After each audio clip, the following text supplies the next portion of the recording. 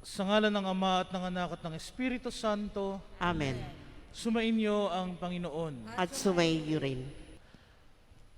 At upang tayo maging marapat na gumanap sa banal na pagdiriwang na ito, isipin muna natin sumandali ang ating mga nagagawa, mga pagkakasala at mga pagkukulang, at ihingin natin ito ng awa at patawad sa Diyos.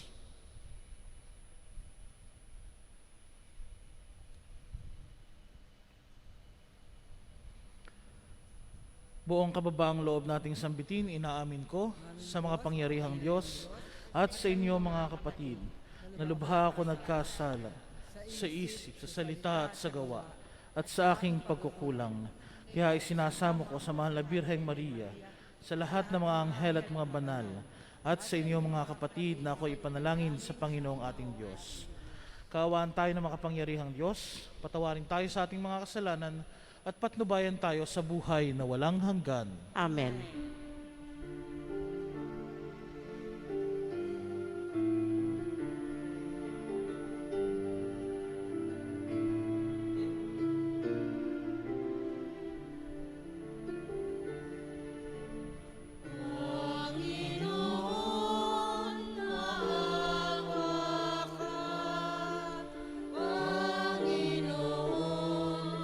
Maawa ka.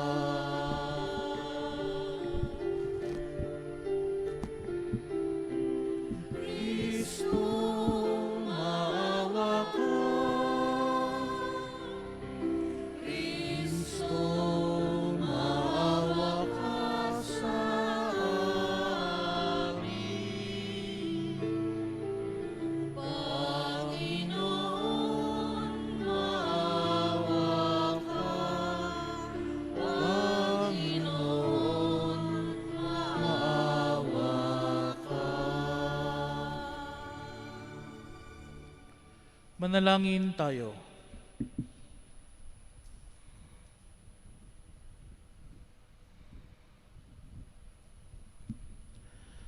Ama naming makapangyarihan, itinaguyod mo si San Martin sa landas ng kababaang loob upang sapitin niya ang kadakilaan sa kalangitan. Gawin mo ang aming sundan ang mga halimbawa niyang maningning upang kami marapatin mong dakilain kaisa niya sa iyong piling. Sa pamagitan ni Jesucristo, kasama ng Espiritu Santo, magpasawalang hanggan. Amen. Ang lahat po ay magsiupo.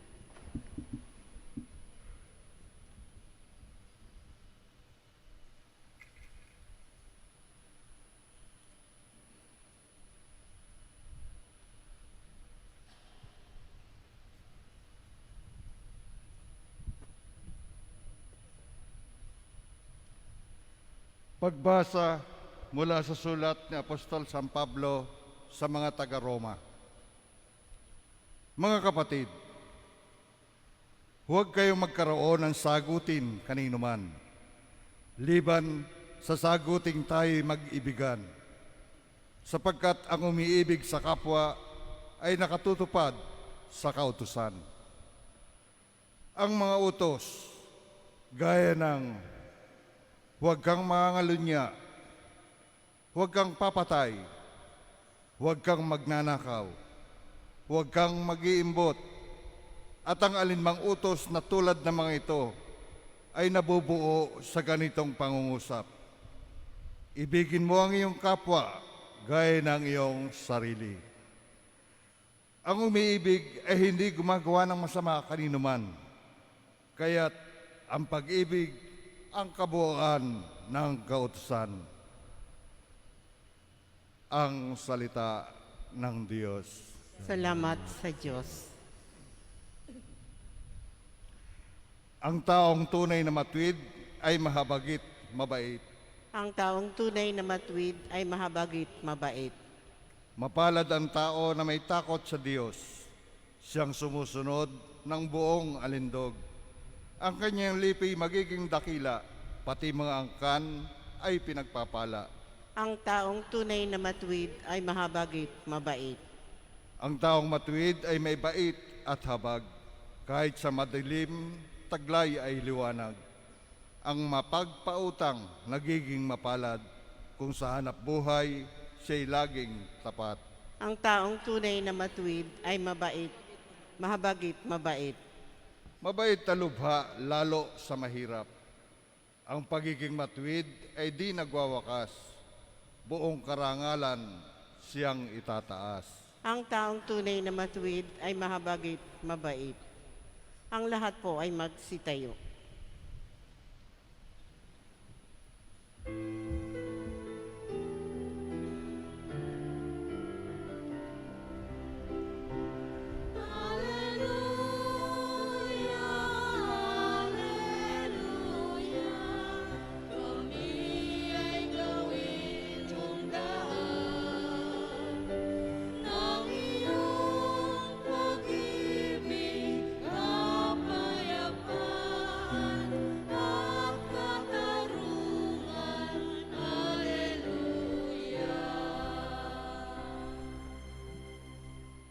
Sumainyo ang Panginoon. At sumaiyo rin. Ang mabuting balita ng Panginoon ayon kay San Lucas. Papuri sa iyo, Panginoon.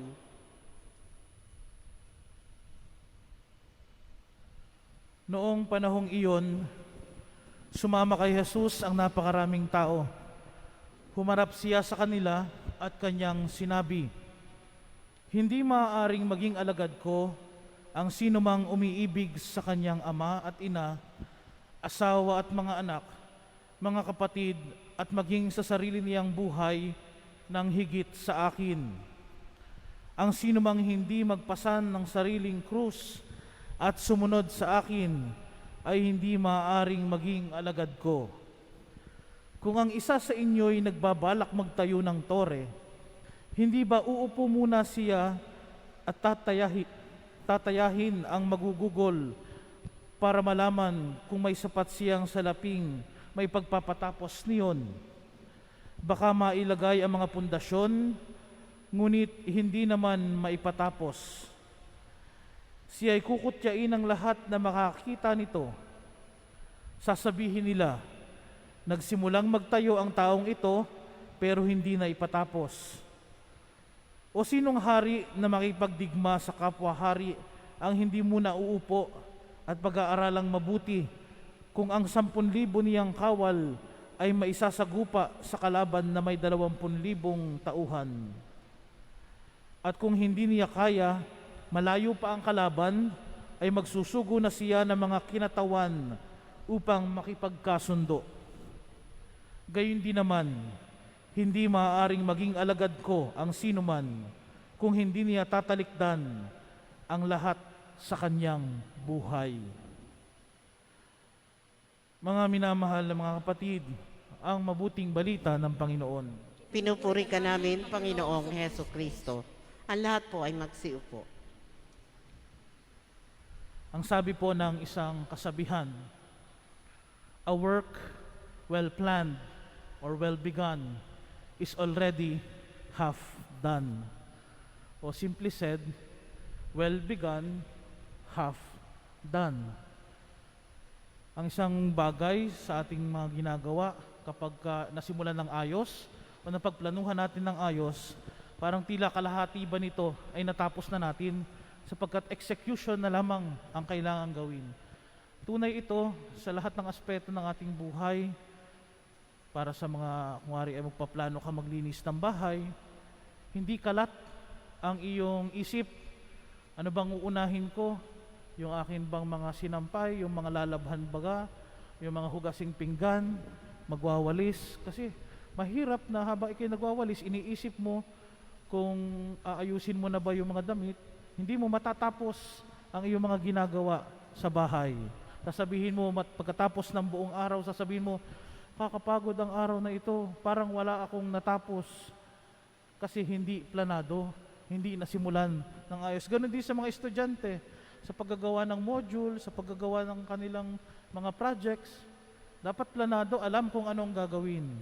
Lalong-lalo na, sinasabi ng ating ebanghelyo, ng ating Panginoong Jesucristo, sa pagpapagawa ng bahay. Dapat alam mo muna kung magkano na ba ang mga gagastusin. Baka meron kang ang pera, hindi naman sapat para doon sa iyong planadong bahay na ipagagawa. Ang sasabihin lamang ng mga tao sa iyo, ito'y nagpagawa ng bahay, hindi naman pala kayang ipatapos. Ano mangyayari? Mabubulok yung ibang parte ng bahay na hindi natapos. Kaya nga napakahalaga mga minamahal ng mga kapatid. Alam natin kung saan tayo patutungo.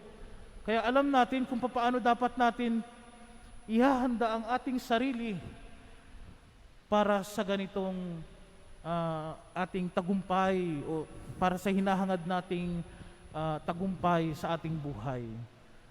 At ang pinag-uusapan natin, lalo na bilang mga Katoliko Kristiyano, lagi ay yung ating kaligtasan, yung ating kabanalan, yung ating pagkakamit ng buhay na walang hanggan doon sa kaharian ng langit. At dapat concerned lagi lahat tayo sa mga bagay na ito. Bakit? Hindi natin alam kung kailan dadating sa atin ang kamatayan. Biglaan na lang, baka mamaya, baka bukas, bigla na lamang tayong mamamatay. Hindi natin alam. Pero ang tanong, handa ka ba? Makakapunta ka ba sa langit? Sigurado ka ba na sa iyong pagsusumikap sa buhay na ito, sa mga ginagawa natin sa buhay na ito, makikita ba natin si Jesus? Kaya nga dito pa lamang sa lupa, dapat handa na tayo na sumunod sa ating Panginoong Jesucristo. At yan ang sinasabing tahasan ng ating Panginoon. Kung sino man ang hindi makapag-alay ng kanyang buhay para sa Diyos, para sa kapwa, kung sino man ang hindi kaya na tumalikod sa mga pansariling interes sa buhay, sa mga sariling kasiyahan, hindi maaring sumunod sa ating Panginoon bilang kanyang mga alagad. Kaya nga napakabigat kaagad ng pasimula ng ating ebanghelyo. Kung sino man ang hindi mag-iwan sa ama, ina, anak, kapamilya, di ba? Blood is thicker than water. Napaka-close natin sa ating mga kapamilya. Laging pinahalaga natin ang ating kapamilya. Kaya nga sabi, huwag niyong gagalawin yan ay kapamilya ko. Sabi pa nga ng iba, magkakamatayan tayo pag ginalaw nyo ang aking mga kapamilya. Pero ang sinasabi ngayon sa atin, iiwan natin maging ang ating mga kapamilya, ang ating mga kadugo, para lamang sa Diyos. Bakit? Dahil ang Diyos dapat ang laging nauuna sa ating buhay. Mas mabigat dapat para sa atin ang Panginoong Diyos na siyang magbibigay sa atin ng mga biyaya na kailangan natin, na siyang magbibigay sa atin ng mas malaking pamilya, na magbibigay sa atin ng buhay na walang hanggan. Oo, mahalaga sa atin ang mga bagay-bagay, ang mga tao na mahalaga sa atin, pero darating at darating ang panahon, mawawala at mawawala din. At sino ang mananatili? Ang Diyos. Kaya nga, dapat pagplanuhan, ngayon pa lang, iniisip natin, paano ba ako makakasunod ng ayos sa Panginoong Diyos? Paano ko ba mailalaan ang aking buhay para sa aking paglilingkod sa Diyos at sa kapwa? Paano ba ako magkakamit ng buhay na walang hanggan? Paano ba ako makakarating sa langit? Pinag-iisipan. At syempre, ang laging utos ng ating Panginoon, kaya nga sabi doon noong nakaraang linggo, ano ang pinakamahalagang utos? Mahalin ang Diyos ng buong puso, buong pag-iisip, buong lakas. Gayon din, mahalin mo ang iyong kapwa gaya ng iyong sarili.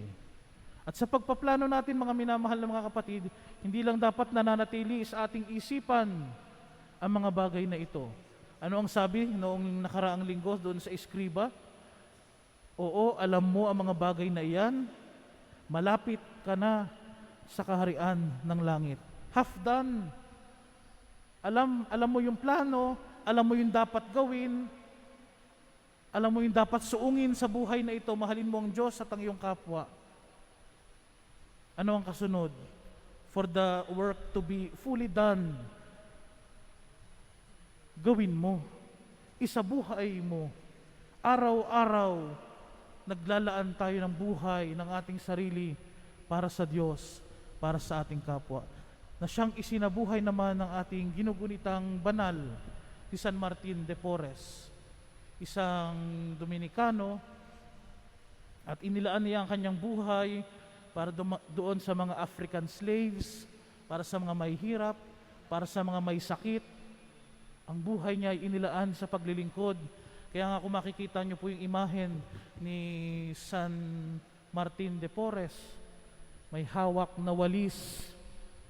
Kahit nakasuot ng abito, may hawak na walis.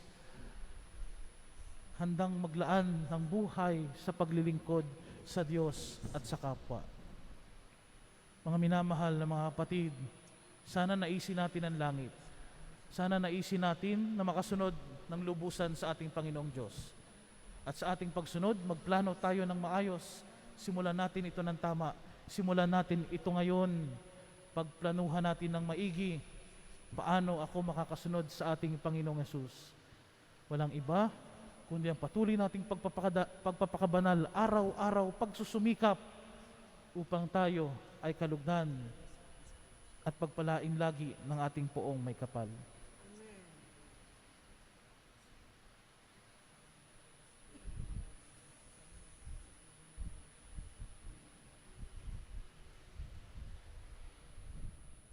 Ang lahat po ay magsitayo.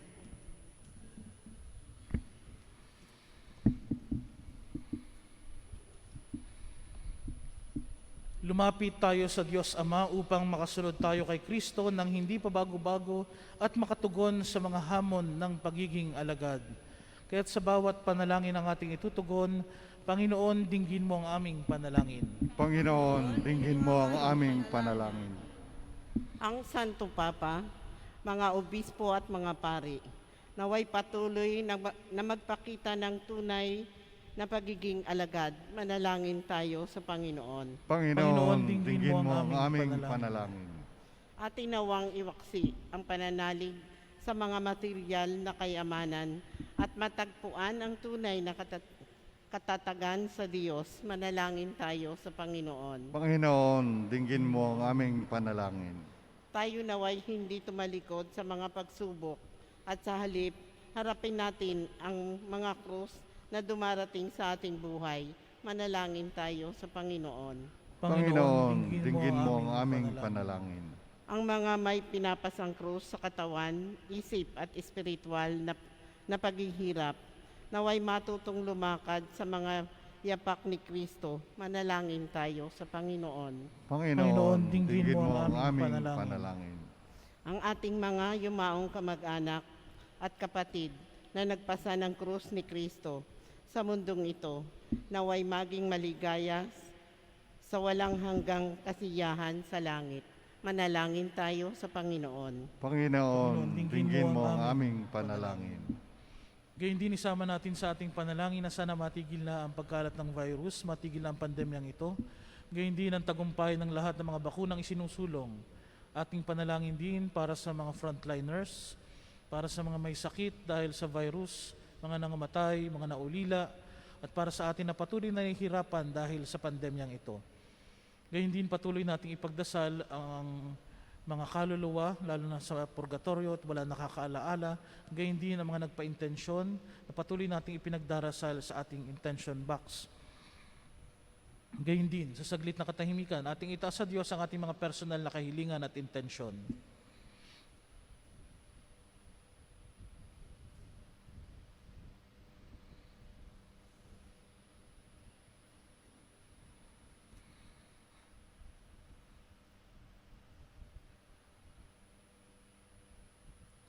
Ama naming Diyos, alam mo ang marami at iba't ibang pangangailangan namin sa buhay na ito. Bigyan mo kami ng tapang upang pasanin ang aming krus at sumunod sa mga yapak ng iyong anak. Hinihiling namin ito sa pamagitan ni Kristo, ang aming Panginoon. Amen. Ang lahat po ay magsiupo.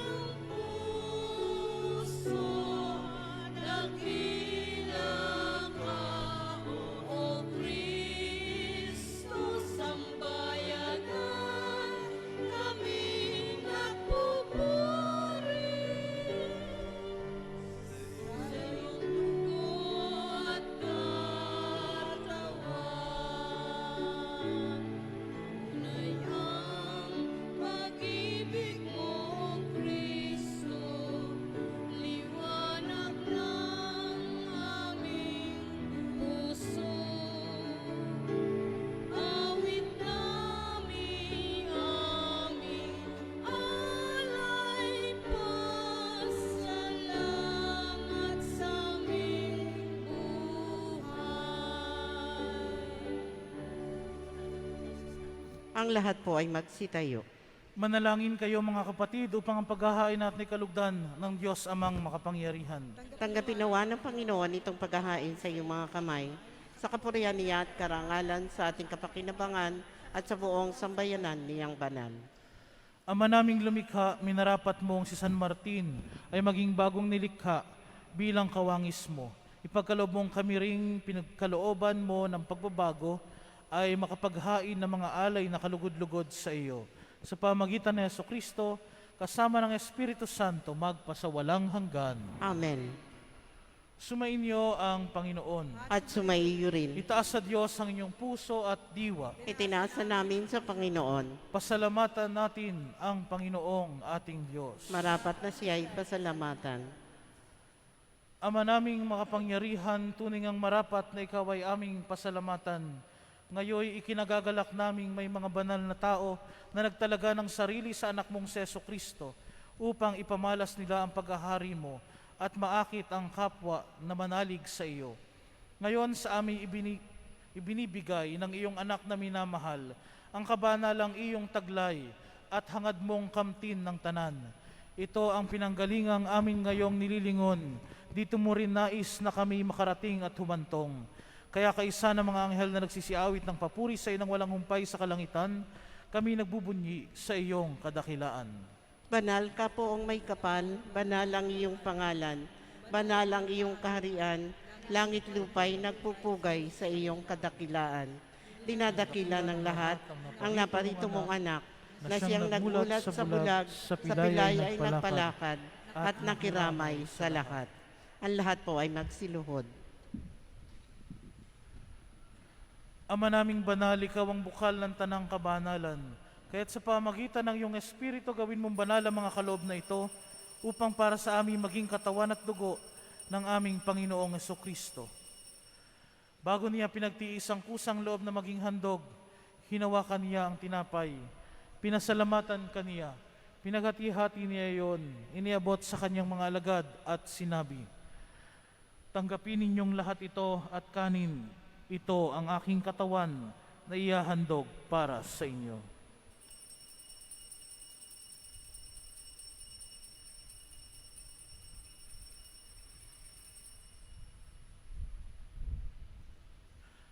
Gayon din naman nung matapos ang hapunan, hinawakan niya ang kalis. Muli kanyang pinasalamatan.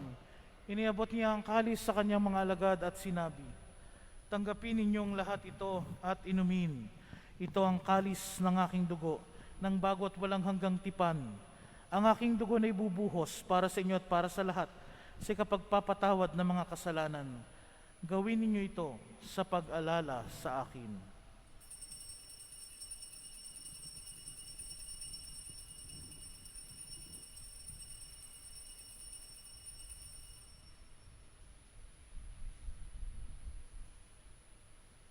Ipagbunyi natin ang misteryo ng pananampalataya.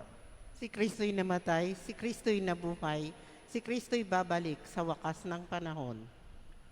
Ama, ang ginagawa namin ngayon ang pag-alala sa pagkamatay at muling pagkabuhay ng iyong anak. Kaya tiniaalay namin sa iyo ang tinapay na nagbibigay buhay at ang kalis na nagkakaloob ng kaligtasan. Kami nagpapasalamat dahil kami iyong minarapat na tumayo sa harap mo para maglingkod sa iyo. Isinasamo namin kami magsasalo-salo sa katawan at dugo ni Kristo ay mabuklod sa pagkakaisa sa pamagitan ng Espiritu Santo. Ama, lingapin mo ang iyong simbahang laganap sa buong daigdig. Puspusin mo kami sa pag-ibig kaysa ni Francisco naming Papa at ni Melrey naming Obispo, ni Emilio aming Emerito at ang Tanang Kaparian. Alalahanin mo rin ang mga kapatid naming nahimlay nang may pag-asang sila'y muling mabubuhay, gayon din ang lahat ng mga pumanaw. Kaawaan mo sila at patuloyin sa iyong kaliwanagan. Kaawaan mo at pagindapatin kaming lahat na makasalo sa iyong buhay na walang wakas. Kaisa ng mahal na Birheng Maria na ina ng Diyos, kaisa ni San Jose na kanyang esposo, kaisa ng mga apostol, ni San Martin de Porres, ni San Fernando ang aming patron, at ng lahat ng mga banal na namuhay dito sa daigdig ng kalugod-lugod sa iyo. May pagdiwang nawa namin ang pagpupuri sa ikararangal mo sa pamagitan ng iyong anak na aming Panginoong Hesukristo. Sa pamagitan ni Kristo kasama niya at sa Kanya, ang lahat ng parangal at papuri ay sa iyo, Diyos amang makapangyarihan, kasama ng Espiritu Santo, magpasawalang hanggan. Amen. Magsitayo po ang lahat. Sa tagubilin ng mga nakagagaling na utos sa turo na Jesus na Panginoon natin at Diyos, ipahayag natin ng lakas loob.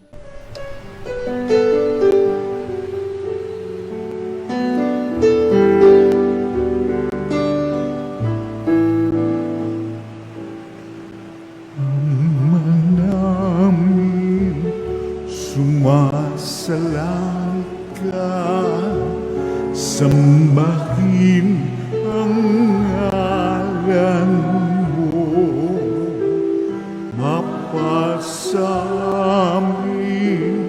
ang kaharian mo, sundin ang loob mo dito sa lupa para nang sa langit. Bigyan mo po kami ngayon ng aming kakanin sa araw-araw at patawarin mo kami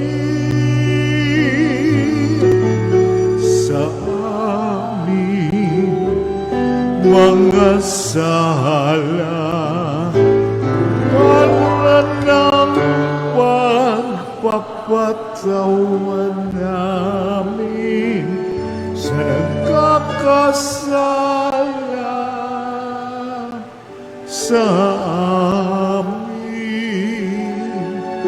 At huwag mo kaming ibang dulot sa tukso, at yadya mo kami sa lahat ng masama. Hinihiling namin kami adya sa lahat ng masama, pagkalooban ng kapayapaan araw-araw, iligtas sa kasalanan at ilayo sa lahat ng kapahamakan.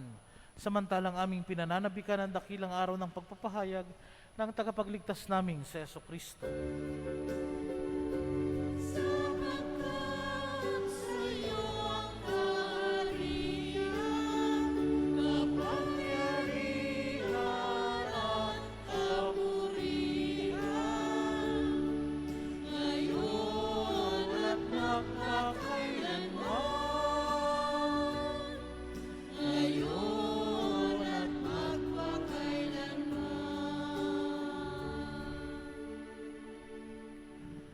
Panginoong Jesucristo, sinabi mo sa iyong mga apostol, kapayapaan ang iniiwan ko sa inyo, ang aking kapayapaan ang ibinibigay ko sa inyo. Tunghayan mo ang aming pananampalataya at huwag ang aming mga pagkakasala. Pagkalooban mo kami ng kapayapaan at pagkakaisa ayon sa iyong kalooban, kasama ng Espiritu Santo, magpasawalang hanggan. Amen. Ang kapayapaan ng Panginoon ay laging sumainyo. At sumaiyo rin. Magbigayan kayo ng kapayapaan sa isa't isa.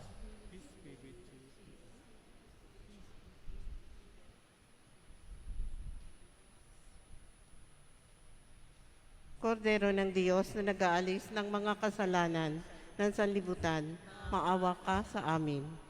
Kordero ng Diyos na nag-aalis ng mga kasalanan ng sanlibutan, maawa ka sa amin. Kordero ng Diyos na nag-aalis ng mga kasalanan ng sanlibutan, ipagkaloob mo sa amin ang kapayapaan. Ang lahat po ay magsiluhod.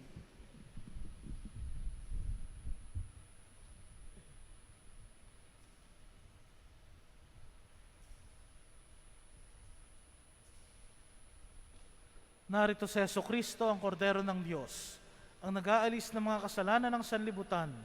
Mapapalad ang mga inaanyayahan sa kanyang piging. Panginoon, hindi ako karapat-dapat na magpatuloy sa iyo, ngunit sa isang salita mo lamang ay gagaling na ako.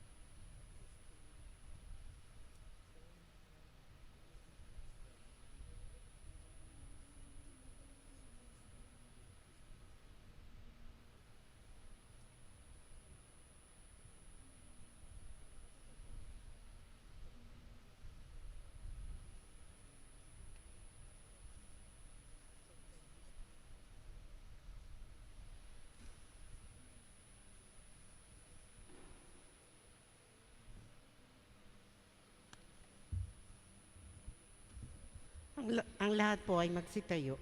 Manalangin tayo. Ama naming mapagmahal, kaming pinalalakas ng banal na pakikinabang ay matuto nawa kay San Martin para hanapin ikaw lamang at akuin ang bagong pagkatao sa aming pamumuhay. Sa pamagitan ng Jesucristo, kasama ng Espiritu Santo magpasawalang hanggan. Amen. Maraming salamat po sa inyong lahat na nakiisa sa ating banal na pagdiriwang ng misa. Gayon din sa patuloy na nakikisa sa atin sa ating live streaming. Sumainyo ang Panginoon. At sumaiyo rin. At pagpalain kayong lagi na makapangyarihan at mapagmahal na Diyos, Ama at Anak at Espiritu Santo. Amen. Tapos na ang banal na misa, humayo kayong nagmamahal at taglilingkod sa Diyos sa kapwa. Salamat sa Diyos.